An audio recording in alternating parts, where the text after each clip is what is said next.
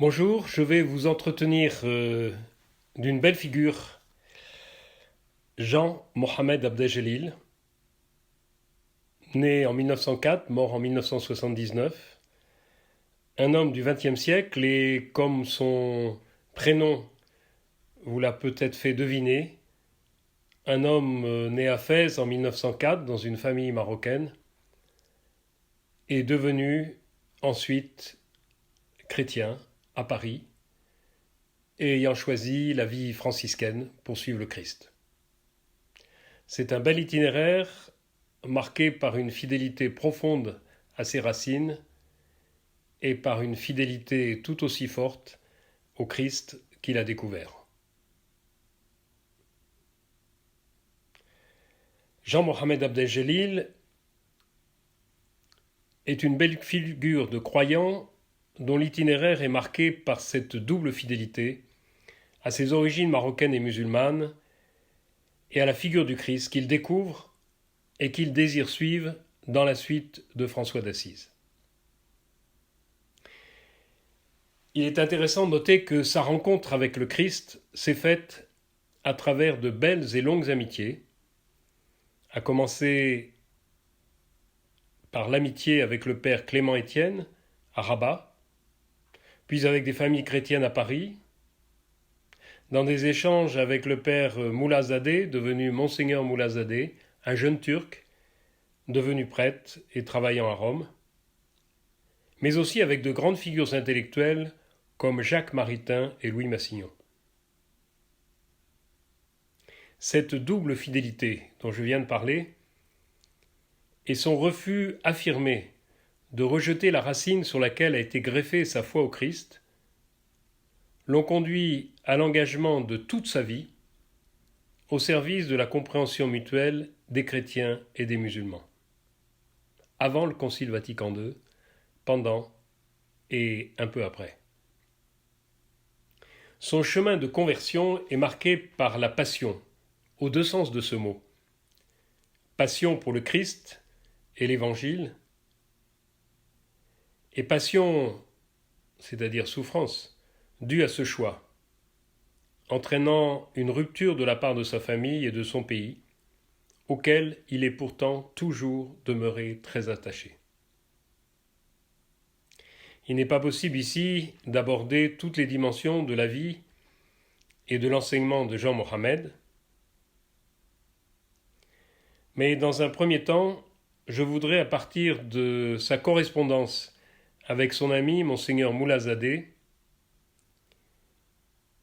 correspondance publiée par notre ami le père Maurice Bormans au CERF en 2009, sous le titre Moulazadeh et Abdeljelil, deux frères en conversion, du Coran à Jésus et ses 30 ans de correspondance de 1927 à 1957.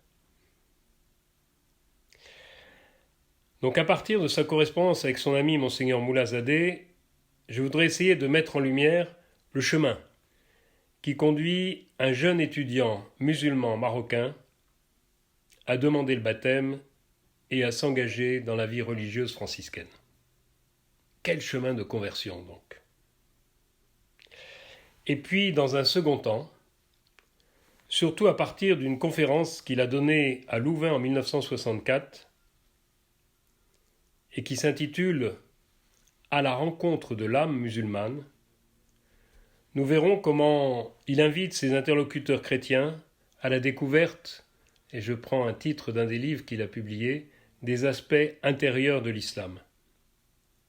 Et comment il les invite, ces chrétiens, ses frères et sœurs, à la rencontre de leurs frères et sœurs de l'islam, une rencontre que lui-même vit de l'intérieur.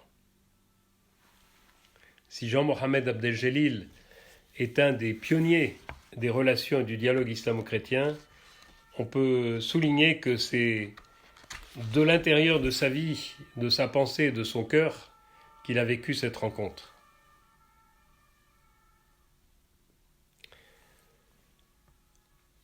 Je voudrais en exergue vous lire un passage de cette conférence sur lequel je reviendrai dans la deuxième partie. Mais c'est bien de placer ce texte au tout début de notre entretien. Je cite, donc cette conférence qui a été donnée en 1964, donc il a déjà 60 ans, à la 34e semaine de missiologie à Louvain. Voilà les paroles que prononce Jean-Mohamed Abdeljelil à Louvain. Quand on va à la rencontre de quelqu'un, on y va amicalement, apportant le meilleur de soi-même et faisant appel et confiance à ce qu'il y a de meilleur dans l'autre. J'enverrai mon fils, ils le respecteront, dit le Seigneur dans la parabole des vignerons homicides. Ce n'était ni illusion, ni ignorance de ce qu'il y a dans l'homme, mais appel à ce qu'il y a de meilleur en celui-ci, jusqu'à la dernière possibilité, jusqu'à l'extrême. En partant de notre catholicisme, pour aller à la rencontre de l'âme musulmane, nous savons que nous allons vers des frères. Des frères dans l'humanité, oui. Des frères aussi dans le monothéisme, confère Paul VI à Bethléem. Des frères même dans le Christ jusqu'à un certain point.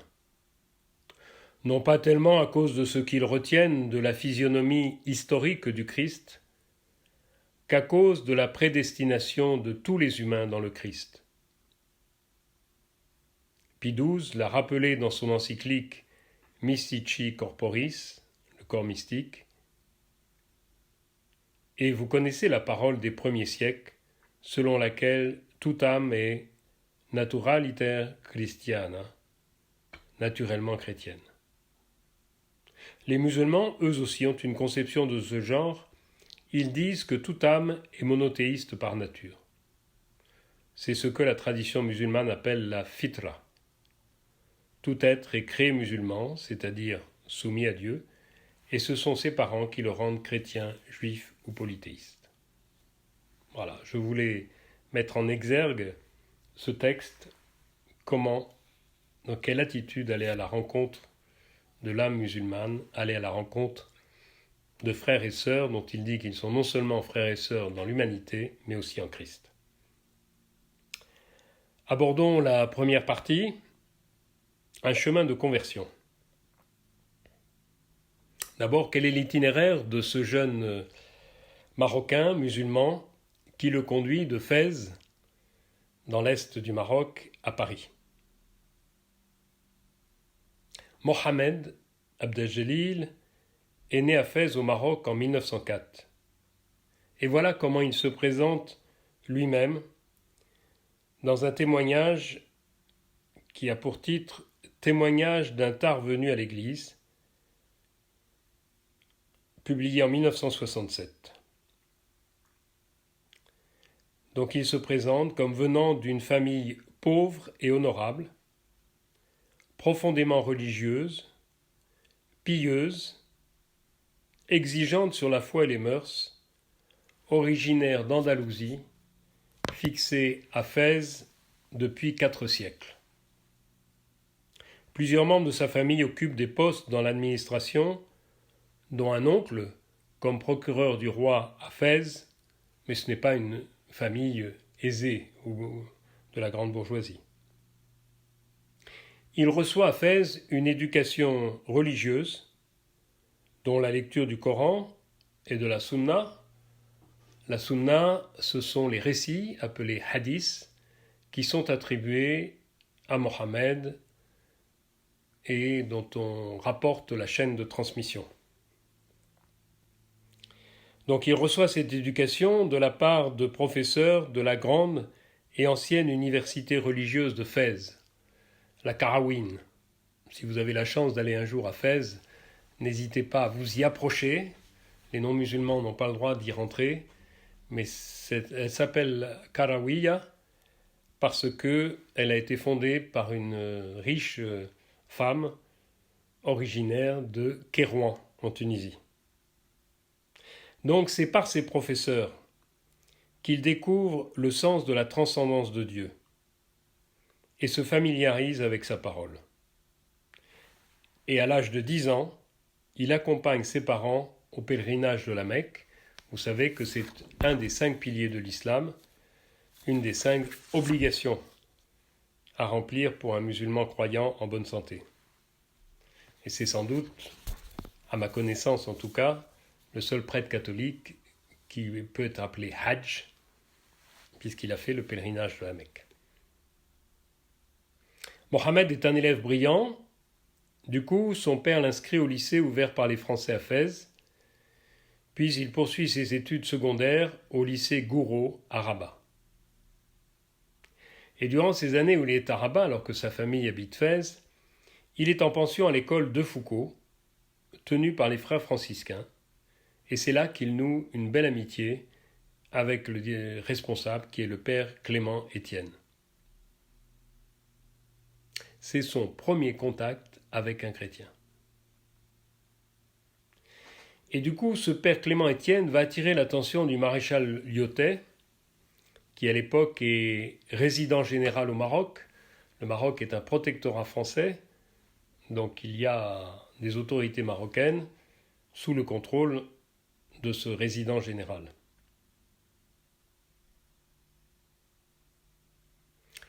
Et donc le père Clément Étienne va attirer l'attention de Lyautey sur ce brillant élève pour qu'il obtienne une bourse avec les meilleurs élèves de sa classe afin de poursuivre des études supérieures en France.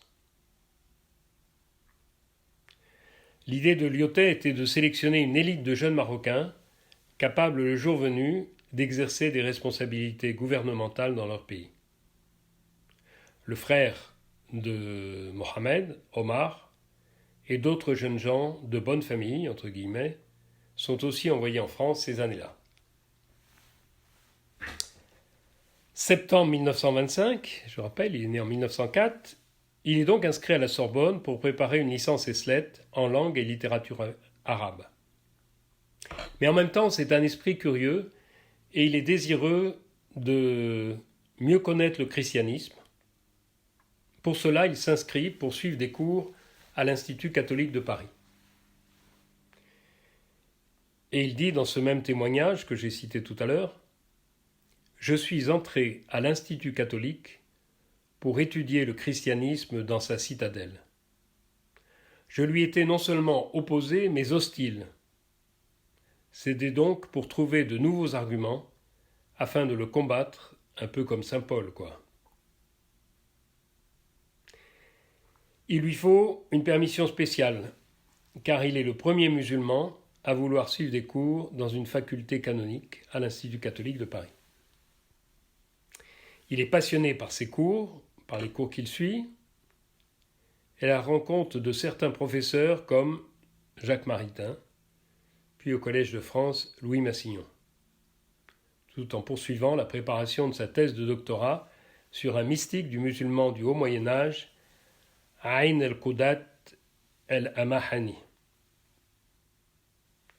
Donc il édite ce texte avec des notes, et c'est intéressant le titre de ce texte. Je cite, « Plainte adressée aux savants des pays par un exilé loin de sa patrie. »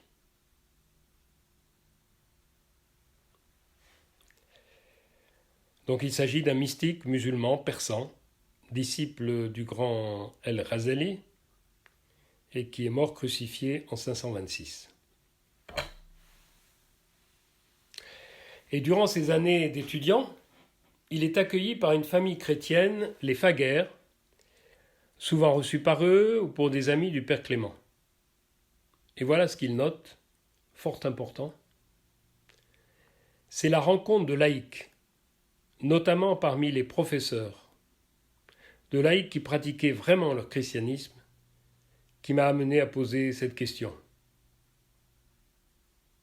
N'y a-t-il pas pour moi quelque chose dans le christianisme qui pourrait davantage transformer ma vie que ne le fait l'islam? La grande vertu que je remarquais chez les laïcs, c'est la charité, se rendre utile aux autres, être soucieux d'autrui, Voilà ce qui me frappait chez eux.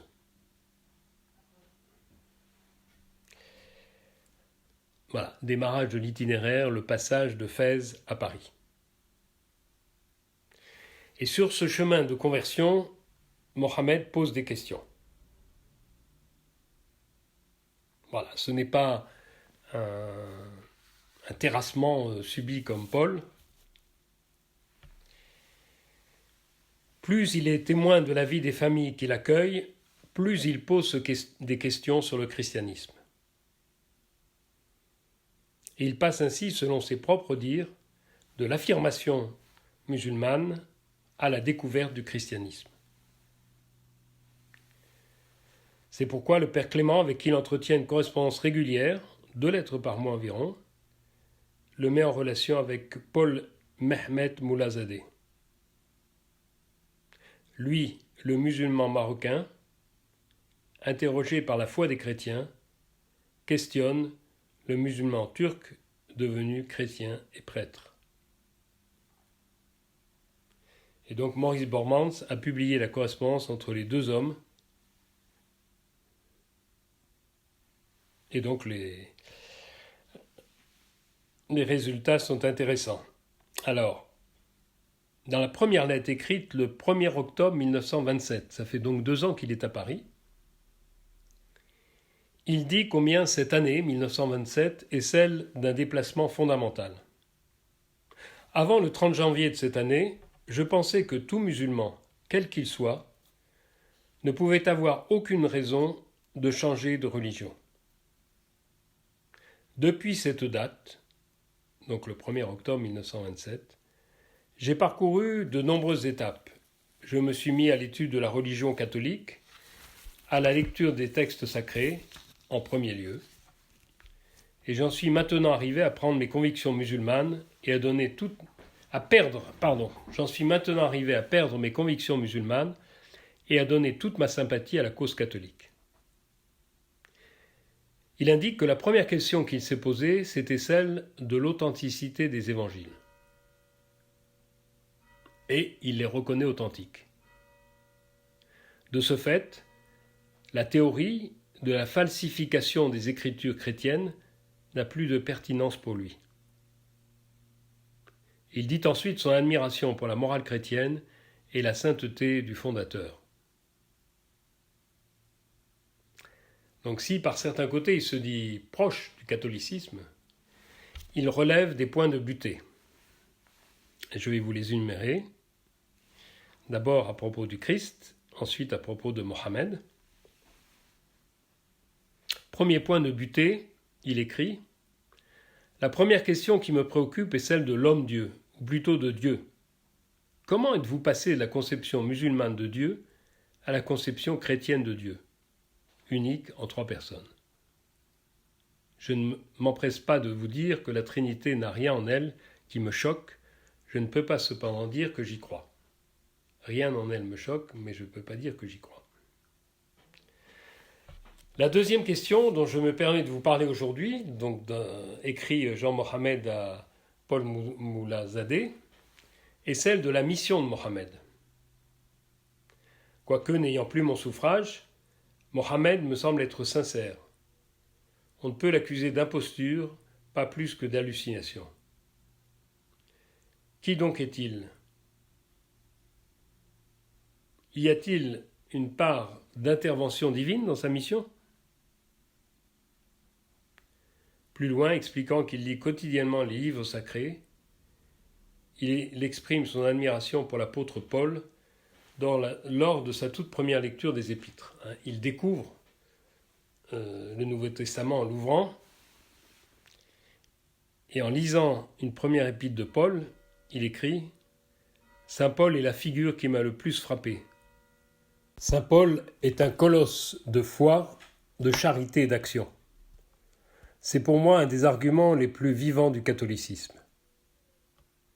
Il partage ses interrogations intellectuelles, le désir de trouver des arguments pour répondre à sa quête de la vérité. Il utilise des mots d'épouvante, de précipice, pour dire les étapes de son chemin intellectuel et spirituel, avec parfois des accents qui rejoignent ceux de saint Augustin dans les Confessions. Je cite « Oui, mon esprit vaincu par la grâce, et ne pouvant plus lui résister, cherchait des échappatoires. » Il ajoute que ses recherches sur le christianisme, pour moi, sont réellement une affaire d'âme où tout mon être est engagé. Il reconnaît qu'au-delà de la réflexion sur les motifs de croire, c'est l'accueil de la grâce qui est premier. La grâce, écrit-il, doit couronner mes tâtonnements, mes moments d'angoisse et mes essais, ceux d'un infirme, de me rapprocher de Dieu. Envisageant la conversion à la foi chrétienne, Mohammed ne peut pas passer à côté d'un obstacle majeur, celui de l'attitude de sa famille, puisque l'islam rejette celui qui quitte la tradition de foi de l'islam pour adopter une autre foi ou une autre tradition religieuse. Or, Mohammed est attaché à sa famille, car c'est elle qui l'a conduit sur le chemin de Dieu, et il est attaché aussi à sa patrie, le Maroc. D'où une question qu'il pose à Monseigneur Moulazadeh. Quelles pourraient être les relations avec mon père au lendemain du grand événement ? Je vous dirai que depuis que je me suis senti penché vers le christianisme, mon affection pour mon père est allée en croissant, toujours, de même d'ailleurs que pour toute ma famille. L'amour, c'est chrétien. On ne peut être chrétien sans l'amour. Donc ce n'est pas de cela qu'il s'agit, mais des relations extérieures et de celles de l'esprit. Ces interrogations ne sont donc pas seulement théoriques, elles sont aussi pratiques. Une des conséquences du baptême, s'il le reçoit, sera la suppression de la bourse qui lui est accordée par le protectorat, puisque l'engagement tacite en recevant cette bourse, c'est de rentrer au Maroc pour y être enseignant ou fonctionnaire. D'où sa question à Moulazadeh. Le jour où l'on saura que je me suis converti, et on le saura aussitôt après mon baptême, il n'y a aucune raison de le tenir caché. Ma bourse ne jouera plus. Il faut donc que je puisse gagner ma vie en attendant que je sois confirmé dans ce que je crois être ma vocation, c'est-à-dire le sacerdoce, et le sacerdoce régulier et franciscain. Ça, c'était le questionnement sur ce chemin vers le baptême. Le temps du baptême va arriver. La fête de Noël 1927, donc il a 23 ans, est un moment décisif. Au cours de la messe, dans un couvent franciscain, par un geste sans mots, il exprime publiquement, humblement, sa reconnaissance du Christ en s'agenouillant devant l'enfant de la crèche. Et il écrit « Le bon Dieu m'a donné une paix inconnue jusque-là. Et pour la première fois, avec calme et simplicité, j'ai pu, sous les yeux des religieuses et des proches, rendre un culte extérieur, caractérisé et contenu au Christ Jésus. Avant de quitter cette maison de prière et de travail, je suis allé m'agenouiller devant le Christ sur l'autel et devant le petit Jésus dans la crèche pour lui rendre grâce, à lui. Cum patre et almo spiritu in sempiterna secula. Donc, avec le Père et le Saint-Esprit dans les siècles des siècles.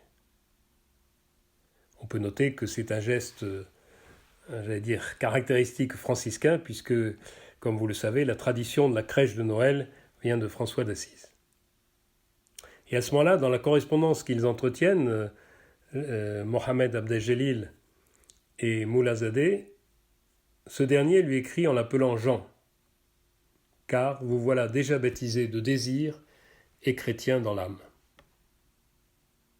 C'est le samedi saint, 7 avril 1928, que Mohammed Abdeljelil est baptisé au couvent des franciscains de Fontenay-sous-Bois, en présence de son parrain, Louis Massignon, de Jacques Maritain, et le lendemain, le jour de Pâques, 1928, il est confirmé par Monseigneur Baudrillard, qui est le recteur de l'Institut catholique de Paris.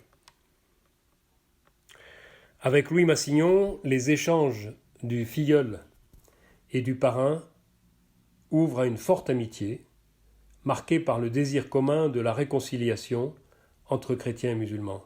Et un signe très fort est donné, puisque, comme vous avez pu le remarquer depuis le début de cette conférence, le nouveau chrétien garde son prénom de naissance associé à son prénom chrétien. On ne le ferait plus aujourd'hui, en 2020. Désormais, il s'appelle et il signe Jean Mohammed. Avec ce prénom double de baptême, il assume son héritage musulman tout en devenant chrétien. Quelles sont alors les réactions de ses proches dont il s'inquiétait avant le baptême? Son père, inquiet, lui demande de rentrer sur le champ au Maroc, car les amis marocains de Jean Mohammed disent qu'il a le cerveau troublé. Dans un premier temps, ses camarades, venus avec lui aussi et avec une bourse, ne rompent pas avec lui. L'un d'entre eux, Mohamed El-Fassi, très fervent musulman, tempérament un peu exalté, admet qu'il y a une conversion sincère de l'islam au christianisme. Mais il ajoute que c'est à cause de sa trop grande connaissance du christianisme, au détriment de la science de l'islam, que, d'après lui, Jean Mohammed a négligé, qu'il méconnaît et qu'il ignore. Au Maroc, quand cela s'apprend, cette conversion fait grand bruit. Alors sa famille, dont son père et ses amis, le font passer pour fou, d'une folie mystique et religieuse. Et pour lui, c'est un grand honneur, dont il dit qu'il m'est doux d'avoir en partage avec notre Seigneur, les apôtres et saint François. Son père lui écrit une lettre chaque jour pour lui dire sa désolation et son affection. C'est une honte et un scandale pour la famille. Son frère, Omar, lui rend visite et l'assure que si toutes les affections qu'il avait l'abandonnaient, la sienne resterait fidèle. Et en juin, Omar, son frère, lui indique que c'est vraiment la rupture entre son père et lui. Comment passe-t-il du baptême à la vie religieuse franciscaine? Cela se fait assez vite puisqu'il est baptisé à Pâques 1928 et que en août, il entre dans le tiers-ordre, donc la famille franciscaine non monastique. Et il dit « En attendant mon passage au premier ordre, j'apprendrai sous la protection et l'exemple du patriarche d'Assise à connaître, à pratiquer la charité du Christ et l'esprit de pénitence, assise fondamentale de la sanctification personnelle et de la conquête des âmes pour la plus grande gloire du Christ Jésus. » À l'un de ses professeurs à l'école des hautes études à qui il annonce son entrée chez les franciscains, et ce professeur, voyant le niveau de son élève, lui dit « Mais pourquoi pas chez les dominicains ?» Il répond « J'aime saint François pour son amour du Christ, son témoignage brûlant devant l'islam et contre les croisés. » Il consacre alors une année à terminer, à soutenir sa thèse de doctorat à la Sorbonne, en résidant au séminaire des Carmes, donc qui est dans la cour de l'Institut catholique de Paris. Puis, après les années de noviciat franciscain à Amiens, 1929-31, il suit des études de théologie au Scholastica près de Lille, à Mons-en-Barœul. Il est ordonné prêtre le 7 juillet 1935, il a 31 ans. Et son image d'ordination représente une mosaïque d'une crypte en Italie avec un panier de pain, un flacon de vin et un poisson, symbole du Christ et de l'Eucharistie, avec autour de cette mosaïque une citation en arabe d'un verset coranique de la sourate El-Maïda, la sourate 5 de la table servie. Donc sur son image d'ordination, là encore, c'est étonnant et complètement nouveau pour l'époque, et ça le serait encore aujourd'hui, le symbole de l'Eucharistie, dans une tradition de mosaïque chrétienne ancienne, et puis cette référence à la sourate 5 de la table servie. Dès le lendemain de son ordination, il est appelé par Monseigneur Baudrillard, donc le recteur de la Catho de Paris, à enseigner à l'Institut catholique de Paris. Il va commencer par enseigner la langue arabe et la littérature arabe, puis l'islamologie. Et cet enseignement, il va le poursuivre pendant quasiment 30 ans, jusqu'en 1964, moment où, à 60 ans, il doit l'interrompre à la suite de la découverte d'une tumeur d'un cancer de la langue. À ce moment-là, en 64, lui succédera à la Catho de Paris le père Yohakim Moubarak. Et ici, je ne vais pas continuer le récit de sa vie. Ce qui m'intéressait, c'était de vous montrer le chemin de conversion de ce jeune Marocain devenu chrétien et franciscain. Et puis ensuite, je voudrais m'arrêter sur la théologie qu'il a mis en œuvre. Mais pour conclure la partie de manière très très rapide biographique, ces 30 ans d'enseignement, il faut souligner que voilà, il va enseigner la langue arabe, il va enseigner l'islamologie à l'Institut catholique de Paris, lui le franciscain aux origines et aux racines musulmanes, et il va s'engager de manière continue au service du dialogue islamo-chrétien. C'est un des pionniers auxquels le père Maurice Bormans a rendu hommage. Il y a les figures de Louis Massignon, de Louis Gardet, de Jean-Mohamed Abdel-Jelil. Il va être actif, malgré sa maladie, dans les coulisses du Concile Vatican II. Et il va jouer un rôle dans la rédaction du décret qui s'appelle Nostra Aetate, qui est la première déclaration d'un concile sur les relations du christianisme avec les religions non chrétiennes. Déclaration sur les relations de l'Église avec les religions non chrétiennes. Elle est votée, ce texte, cette déclaration est votée en 1965. Et avant même le vote de ce texte, le pape Paul VI crée un secrétariat pour les non-chrétiens. C'est le nom à l'époque. Aujourd'hui, c'est devenu le Conseil pour les relations interreligieuses. Donc ce secrétariat pour les non-chrétiens est créé par Paul VI à la Pentecôte 1964. Et le père Jean-Mohamed Abdel-Jalil, qui rencontre le pape, est nommé consulteur à ce secrétariat.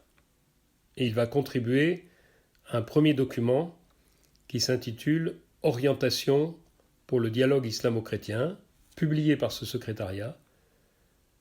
Et sa contribution sera particulièrement sur la spiritualité du chrétien engagé dans ce dialogue. Et pratiquement, de 1964 à son décès en 1979, le 24 novembre, il va être contraint, de par la souffrance et de par son cancer, à une vie de silence et de souffrance pendant les 15 dernières années de sa vie. Voilà quelle était la première partie de la conférence que je vous propose. Jean-Mohamed Abdel-Jalil, un chemin de conversion. Donc une belle figure, mais s'en tient-on à cette belle figure ? N'est-ce pas important pour nous aujourd'hui d'aller voir ce qu'il a écrit, quelle est la théologie qu'il a proposée ? Et donc la deuxième partie de cette conférence s'intitule « Une spiritualité et une théologie de la rencontre et de l'hospitalité ». Je vous ai lu en exergue ce qu'il disait sur la rencontre et sa conférence de Louvain, sur lequel je m'appuie maintenant, en 1964, s'intitulait « À la rencontre de l'âme musulmane ». Et je voudrais relever quelques références du Nouveau Testament qui reviennent constamment dans sa conférence à Louvain, comme dans d'autres écrits ou interventions de sa part. Il y a la parabole des vignerons homicides dans l'évangile de Luc, au chapitre 20, versets 9 à 16. Et pour lui, cette parabole dit la patience de Dieu jusqu'à l'extrême, pour reprendre les mots.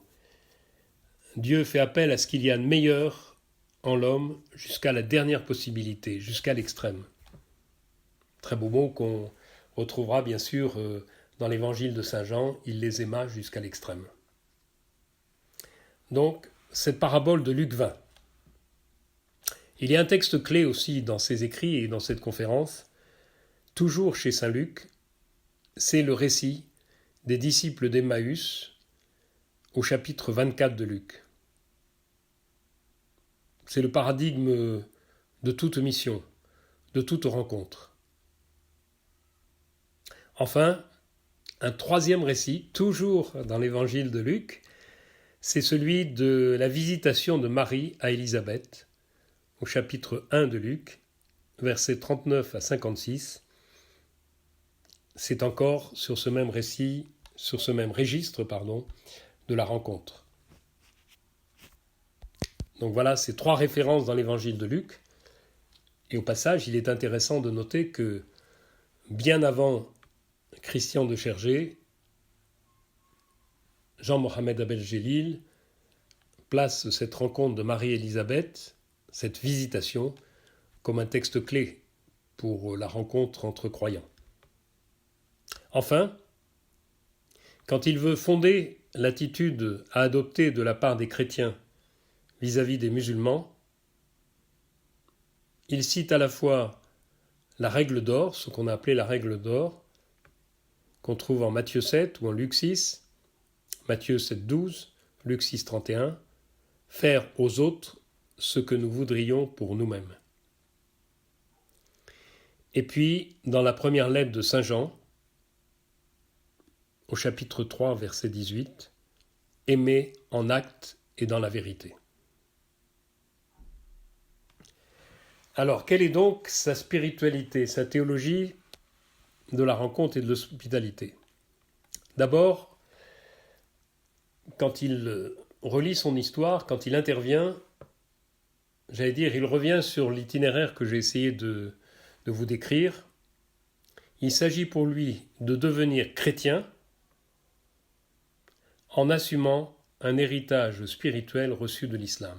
Devenir chrétien en assumant un héritage spirituel reçu de l'islam. Abdel-Gélil entend dire publiquement ce qu'il reçoit de son héritage musulman. Et c'est rien de moins que le goût de la transcendance de Dieu.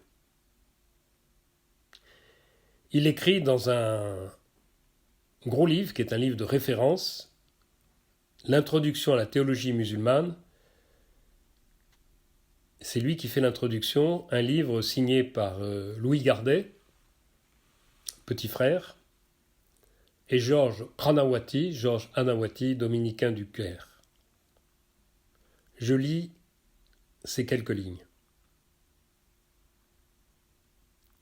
Si dures et sèches que soient les spéculations des gens du Kalam. Alors, le Kalam, c'est la science théologique musulmane, et dans l'article, dans sa conférence, il identifie à la scolastique. Si dures et sèches que soient les spéculations des gens du Kalam, elles restent solidaires de ce dynamisme religieux de la parole de Dieu et de la transcendance pure. C'est auprès de ces loquentes, le mot latin qui veut dire discourant, souvent rabâcheurs de manuel, que tout jeune étudiant, en djellaba blanche et assis sur un tapis de laine rouge ou verte apporté sous le bras, j'ai senti s'éveiller en moi, à l'université de Qarawiyyin, à Fès, ce sens religieux qui devaient me conduire à la réalité visible, invisible de l'Église. Pour leur part, ils m'ont donné, je dirais même, le goût de la transcendance divine, dont la saveur se révèle vraiment dans le mystère du Christ. Là, on a une phrase clé. Ces savants de la théologie musulmane m'ont donné le goût de la transcendance divine, dont la saveur se révèle vraiment dans le mystère du Christ. Et malgré tous les échanges qu'il a et l'admiration qu'il a pour Jacques Maritain, il va réagir contre un livre écrit par Jacques Maritain qui avait pour titre Le paysan de la Garonne, publié un an après le concile, et reçu par beaucoup de lecteurs et une certaine presse comme une critique du concile, d'une église, pour reprendre une expression de Jacques Maritain, qui se rend au monde, se rendre au sens de rendre les armes. Et dans son chapitre sur chrétiens non chrétiens, une expression de Jacques Maritain le choque profondément. Voilà ce qu'écrivait Maritain dans Le paysan de la Garonne. Contemplez aujourd'hui pas mal de nos frères chrétiens, ravis de pouvoir frotter leur museau en frétillant d'enthousiasme contre le museau de tous les fils d'Adam. Alors ça, Jean-Mohamed Abdel-Jelil ne peut pas l'admettre. Il réagit sous le beau titre de « Témoignage d'un tard venu à l'Église ». Et il y écrit notamment qu'il ne peut pas tolérer cette expression utilisée par Jacques Maritain, frotter son museau, que les catholiques frottent leur museau contre le museau, en frétillant d'enthousiasme contre le museau de tous les fils d'Adam.